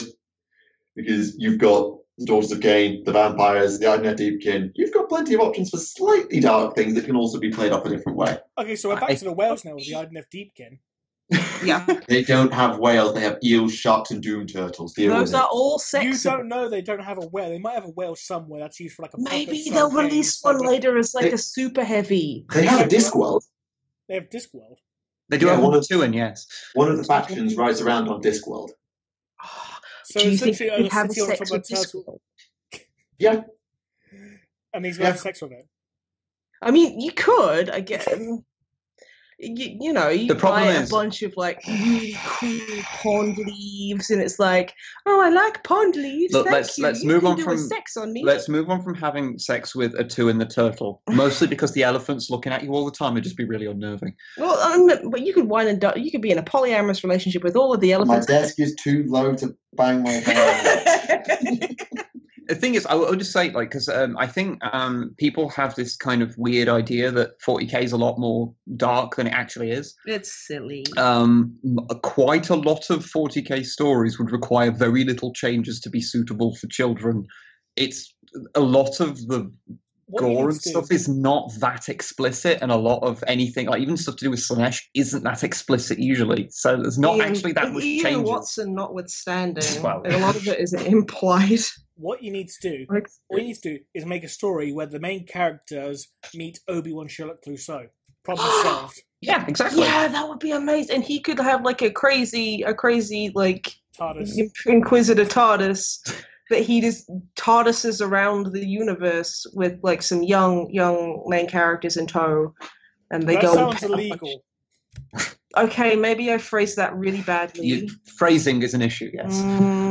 I mean, to be fair, these things are not canon, so they can just indulge in the memes that the community will understand to any extent and get away with it. It turns out the kids are all Alfarius. Everyone's And then they go Alfarius. on an adventure with the Angry Marines. Audible groaning across the board. Yep. Oh, do you remember when those guys were funny? No. No, me neither. No. Me neither. I was amused by them for about half an hour. Yeah. Yeah, that was about right. I read their Yeah. codex and I thought, it was funny for about 10 pages and then I just got bored.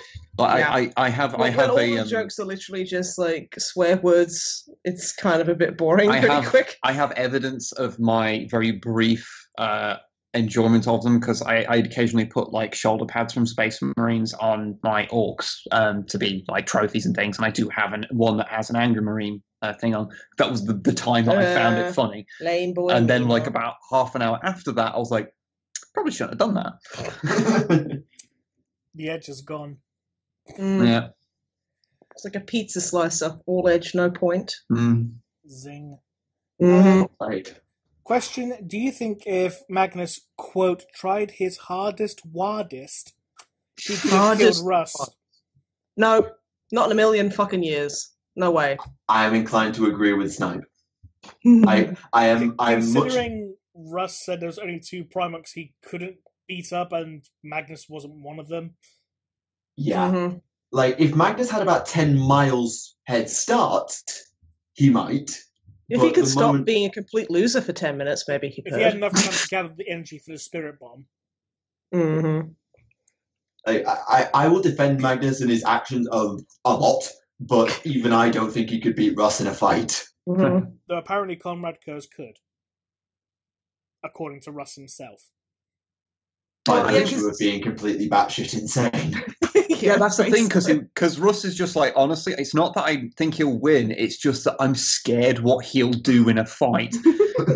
Like he's the sort of person that would like run away for a second, then bite off someone's face and spit it at me, and that's just weird. Or he might tear off his own leg and try to beat me with it. Like it's just unnerving more than anything else. Kurz pins Russ to the ground, and Russ is like, "What are you gonna do with that stick of butter? Are you making me toast? I like toast." No. And then he actually makes him toast. But it's really bad toast. It's really bad toast. It's like he literally just warmed up the bread and he's just like the cheapest like Tesco home brand like margarine. And it's just and it's been left out for a bit. And so it's the like end slice of the loaf. It's the proper end slice as well. And Russ is just like, fuck this. Like the bread's never toast the end slice. Yeah. The bread's a few days out of date as well. Not like when it started going but it moldy, started smelling like mold. Yeah. And it's like it's dirt. Yeah, it's technically fine, but you probably shouldn't. You know, it's not going to be a nice experience. And then he puts a bit of Marmite on it, but then like there's like a little splodge of Marmite, but he also puts like really cheap like clumpy jam on it as well. What's wrong with him? I know it's Marmite and marmalade on an end piece of white toast. This Marmite, I think, should be bannable. That should be a bannable offense. Or a combination of Marmite and Vegemite. Okay, why would you ruin the perfect elixir that is Vegemite with Marmite? Because it's the same thing. Oh, Rem, you and I are going to fall out, honey. We are going to fall out. Not fallen out. in fair, so she hasn't realised I sent her a Battenberg yet, so... Mate, I swear to God. Well, to be fair, like if I do get sent any Battenbergs, I'm just going to pop it off at like a food... Yeah, we're just going to say that any Battenbergs we got sent, we're just going to give them to a food bank or something. Because apparently people who use food banks haven't suffered enough. Well, fucking putting Battenberg in there. But no, that's what I'm going to do. I'm not going to waste food because that's jerky. Even if it's the worst food imaginable. Some people out there, and I know this is shocking for you to appreciate, some people do actually quite like the taste of that. Okay, but like some people are really wrong about everything. So some people think Magnus the Red did nothing wrong. Yeah, some people are just some wrong. Horrible, horrible people. Some people are also wrong. Yep. Yeah, like the people who think Magnus did nothing wrong. Even I don't think he did absolutely nothing wrong. He did screw up. Oh, yeah. It wasn't his fault that he screwed up, but he did screw up. Yeah. All he did was, make a bargain with, one of the Chaos Gods, but hey.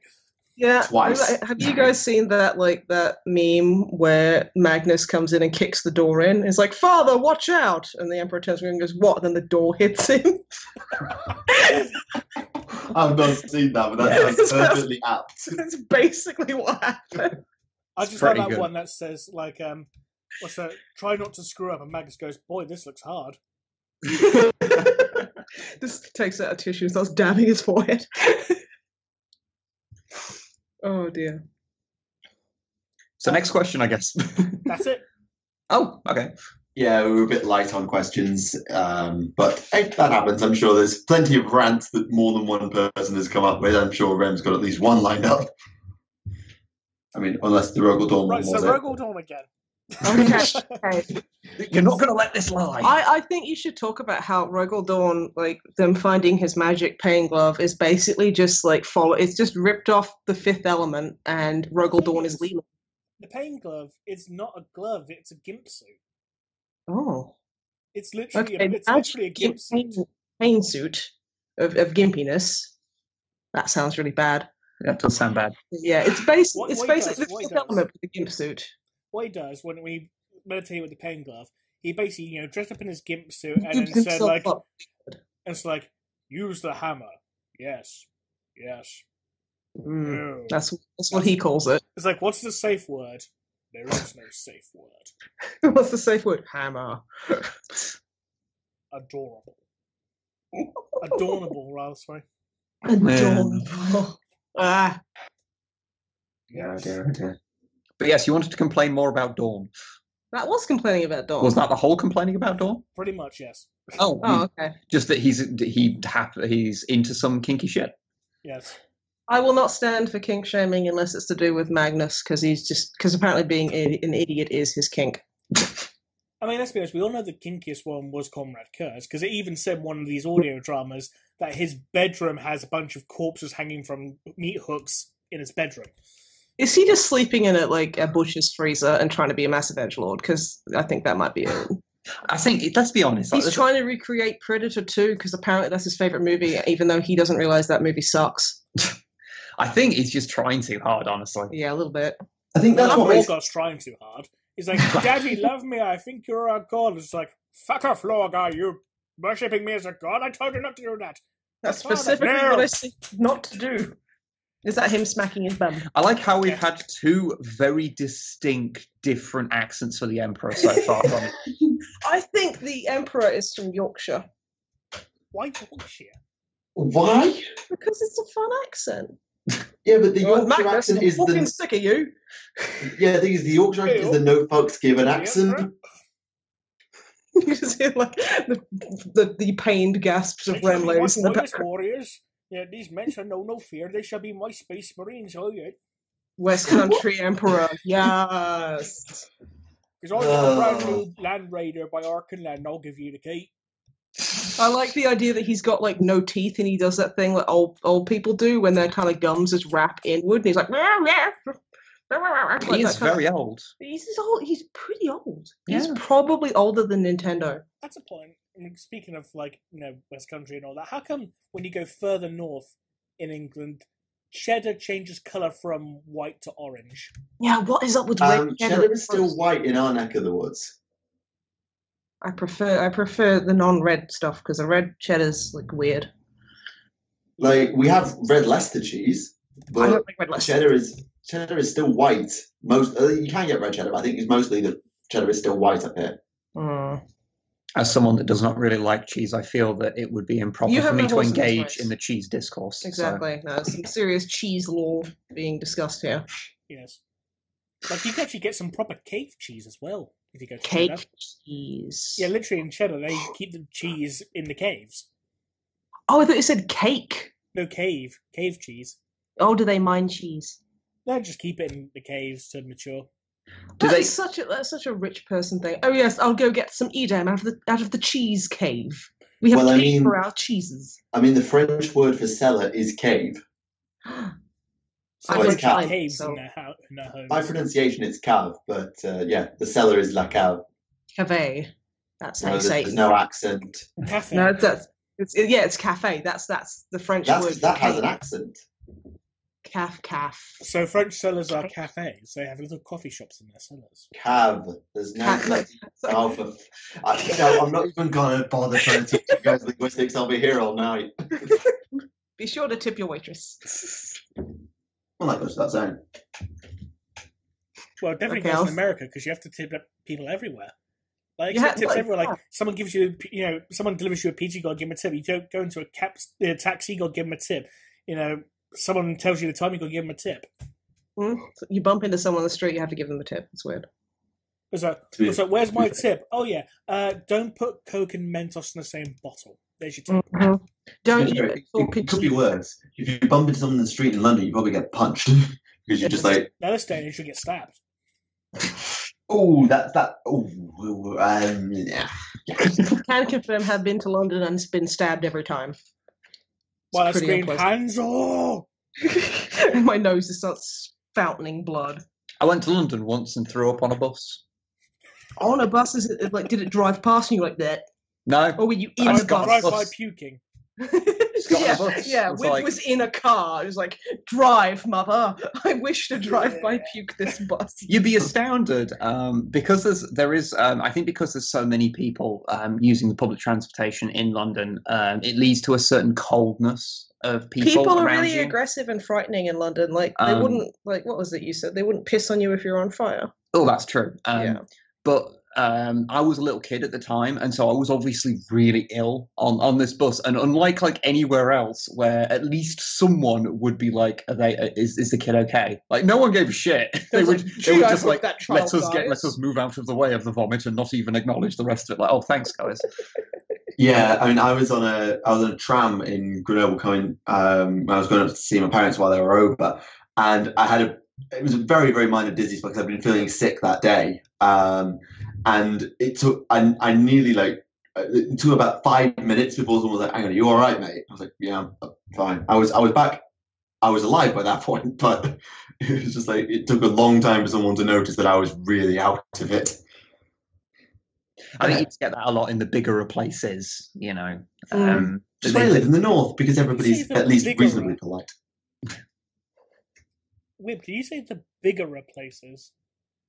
The bigger places. Yeah, like bigger. It's because the bigger he's from Derby. Place is. Yeah, you can't help it. A bigger place. The bigger place. Then yes. Y'all talk funny. Especially if, from the West Country. Oh, the West Country accent is super cute. What on earth was this whole thing about? The podcast? The podcast. I think it was about The Witcher and how West Country 40,000. Yes, West. I mean, when I write the description for this episode, I'm basically going to write "diddly joined by Snipe and Wib about this, or at least try." That's how the description is going to be written. I tried so hard, and I got so far. Look, there was really matter. In the end, it just really angered Michael. There wasn't that much to talk about 40k wise, and you needed to fill up time. That's literally what I do. Admittedly, yeah, with everything that's going on with AOS, it has definitely reduced the amount of stuff going on with 40k at the moment. So I welcome the distraction and the time filling, but by God. Actually, when's your next Codex compliant, and what is it? That's a very good question. Secret, and it's soon, and it's about. You haven't got a damn clue, have you? I do. It's a real thing that we've started working on. How dare you? It is actually this thing. We get guests on. He interrogates them. When's your next popular series episode coming out? The next one we keep asking is when actually the Dawn of War 2 review is going to be coming out because we've been waiting for about 3 fucking years. The next episode is fully written. Recording of things will begin next week. Mm-hmm. It has been longer than planned, largely because just stuff has been happening in real life. Because we wanted to put one out every month. But then all this stuff happened, you guys. And it just didn't really happen. Also, I started writing about 3 different scripts and sort of lost confidence in at least one of them. Didn't finish another one and then was like, oh, okay. And then eventually kind of settled on one.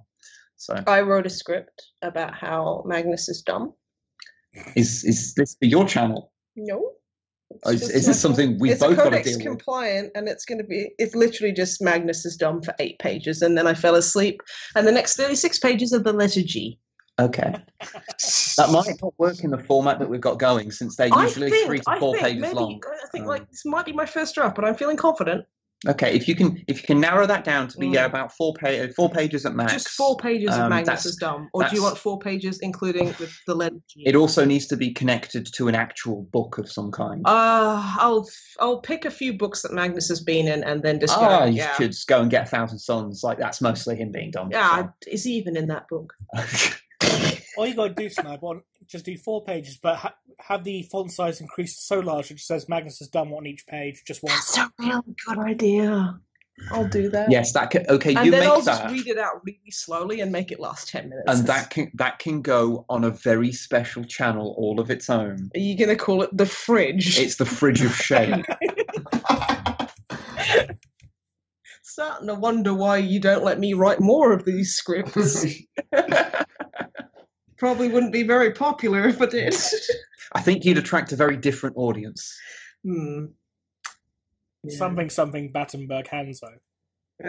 Something. That's like 2 of the worst things I can possibly memes. think of. Ugh. So when are you going to do the live stream of eating the Battenberg, like I suggested? Oh, never? Ever? Because that's literally hell on Earth. Well, since Remleiz is bullying guest, Remleiz, when's the next Quest for Knowledge coming out? Yeah, Remleiz. When I get the art. Okay, Remleiz, do the art then. Yeah, draw it quick, scrub. I'm not drawing it. It's sleepy. You should. Well, maybe you should start drawing it. I can't draw. That's what will make it better. It'll be earnest from the heart. It'll be stick figures. It'll be stickdeck.com. Exactly. The childlike interpretations of the figures will be truer to the purpose, because you know deep in your heart what motivations they have, and you can convey that in the most pure form. It makes a bold statement. All these artists who use shading and proper anatomical references are cowards, and I won't see any part of it in your work. I want to see it from your heart. I feel like there's a rant hidden behind that. Funny thing, didn't Thunder say he was going to do a new series of The Emperor's Finest with Captain Johnny? I feel like The Emperor's Finest got name dropped, but I can't remember. I'd have to go back and watch last time's episode. Yeah. So yeah, is there anything else to add? Any discoveries, information, questions, thoughts that are preferably PG-13? Yes. I mean, it's a bit late at this point, but yeah, at this point you're like, if you are under the age of 13, just run. Run away from this podcast. Keep on running in the free world. No, I can't think of anything. Cause the only thing I really was bringing to it was talking about Adeptus Titanicus, and that's about it. Well, the only news that I actually know is like, did you guys know? Now, brace yourself because this is quite shocking. Plastic Sisters next year. Yeah, that's literally the only piece of news I know. I thought it was the end of this year, or is it next year? Even better. It's been cancelled. Oh no, it's been cancelled. Never mind, I'm sorry. We're replacing them with Primaris Sisters of Battle. That'd be pretty cool. Who are like the size of a Warhound Titan. Oh, that's pretty cool. And you just get one, and he just steps on everyone. Yeah, that's fair. And it's then also high heels, so maybe someone get really off on it as well. Yeah, that's the thing. Yeah, that's appeals literally to like very half of specific DeviantArt, fetish. so yeah. That being said, in Redemption Core, there actually is a scene where they fully describe how a Sister of Battle is wearing a skin-type PVC catsuit, so... I would wager anyone who sits there and goes on and on about a lady wearing a skin-type PVC catsuit has never fucking worn one. Seriously, if you want to write about it, for just for authenticity, what you need to do is go basically wrap yourself up as tight as you can in cling film and then go for a jog. You sound like you're talking from experience. Okay, you haven't. I don't think I'm going to explain that. You walk right into that hole there. I really fucking did. I think any elaboration is only going to raise questions you don't wish to answer. Yeah, really. But yeah, Redemption Call seems to be a weird book, and I've not even read it. Yes, considering it's also got Green Stealers. Green Stealers? Yes, Gene Stealers that are also orcs. Oh, Right. I've not heard that term before. Yeah. Like, No, they're Roman's literally made up green that. Gene Stealers with orc tusks. That's actually pretty rad. I like that very much. Yeah, and it also goes on to say the Warfield is stronger than the Gene Stealer cult's own broodmind. Orc psychology is more powerful than Tyranid mind control. To be fair, I kind of buy that. Oh, I do. There's Because also a canoness that keeps a dead baby in a picture frame in her room. That's a bit weird. But the dead baby is also still able to talk. And she tells her to be quiet when she's talking to a commissar. This is really some all the while 80s she is keeping her predecessor in a tub full of acid because she failed something. So she's literally got scuba gear on, but is submerged in a tank full of acid and is slowly being eaten alive by it. Yeah, we were going to have a really fun conversation about Gene Stealers and orcs and all of that stuff, and then you just derailed it completely and drove it into a wall. all I gotta say is, to be fair, it's usually I do that. It's nice to see a book where the Sisters of Battle are kind of the antagonists for once. Because usually they're the protagonists, but this time they're the antagonists, which makes a nice change because apparently they are also responsible for helping the Green Stealers spread throughout a system. In hopes of trying to unify everyone against them. And it's like, you're a fucking idiot. You just paved the way open for Segmentum Solar. That's a really dumb kind of Watchman kind of tactic right there. Yeah. Oh, and also a Sister of Battle was crushed to death by a fat priest. Good. That's a thing. As long as everyone read was about. a consenting adult, I don't mind. And the priest was about, I thought it was 300 pounds. Then I reread it. And it was like, no, it's 300 kilos, which is about 600 pounds. That's insane. Like he literally just ran into a splatter against the wall and broke a neck from the force. So apparently Baron Harkonnen is. out there killing sisters. Because it's also later described saying that most of his bulk is muscle. Oh, okay. Or he's mostly muscle under the fat, even though he's got multiple tires of neck fat. Multiple tires of neck fat. Well. So basically, it's Kingpin from Spider-Man, but as a priest. You've dressed him up as the Pope, and you basically got this guy. Battle Pope. Kingpin Pope. King Pope. King Pope. Have either of you ever read the comic of Battle Pope by any chance? No. Because that's a thing. It's written by the same guy that writes The Walking Dead. He had a series of basically the Rapture happens, and the Pope was like a hard drinking womanizer, and so he doesn't get raptured, and then eventually he gets turned into basically the Pope, but built like Arnie. Yeah. Not Arnie now. Arnie when he was in his heyday. In his heyday. So basically, he just channels his inner ecclesiarch and goes ape shit on everybody. Mm-hmm. Yeah. He starts shredding. Does he go up to someone and say, I need your clothes, boots, and I need you to pray for midnight mass? No, that is a missed trick right there. He does sleep with Mary, who states, and he's like, oh, how was it? And she's like, well, it was okay, but you got to remember who I've been with. It's a really weird comic, and I feel that if we went back to it, we'd just groan at it the whole time. It's a bit edgy. Yeah, probably, but it's a weird comic that exists, and that's all I can really say about it. It actually exists. And on that bombshell, I think we're out. I mean, I don't really want to poke to see how much further down the rabbit hole this goes. So. Oh, you don't know the depths of our stupidity. Exactly why I'm thinking we should probably.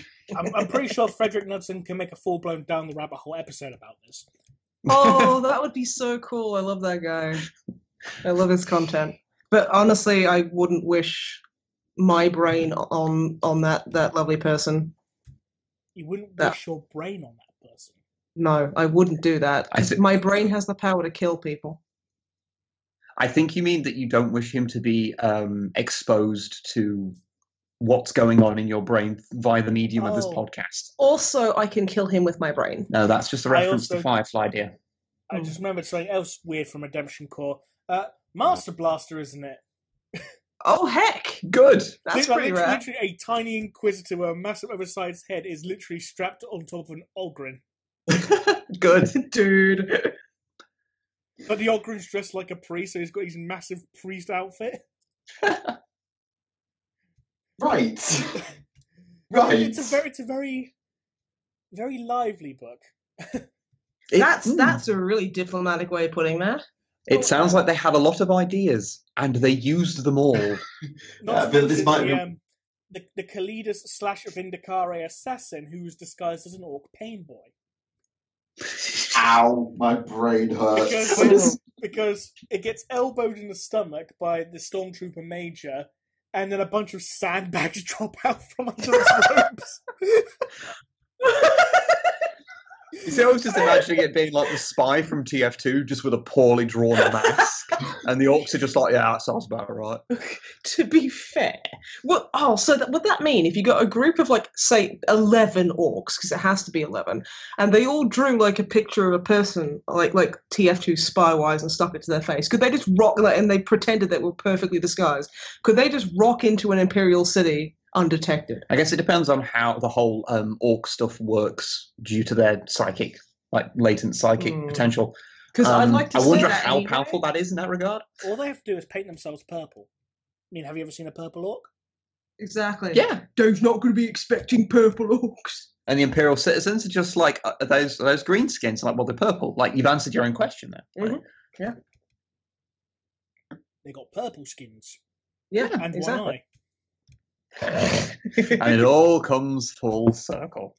I would like to say, like, have it known for the record that was nothing to do with me. For a change. We're sorry. I had to rule yourself out of something for the record. Oh dear. But yes, that has been episode 46 for Adeptus Podcastus. It's been a ride. It's been a ride. It's been a long time. It's a cool ride. So thank you very much to Snipe and Wib for coming on and providing their insight. We're very sorry for everything. Yes, thank you, and yeah, sorry. Yeah. Don't worry, we'll be back on the Misanthropod at some point, and that will go straight off a cliff. It always does. Actually, no, maybe we should try and keep it on the cliff, and that way it'll be a weird episode for your viewers. Yeah, I don't even know what that would be like. They'll be going like, we don't tune in for a good podcast, we tune in for the Misanthropod. Yeah.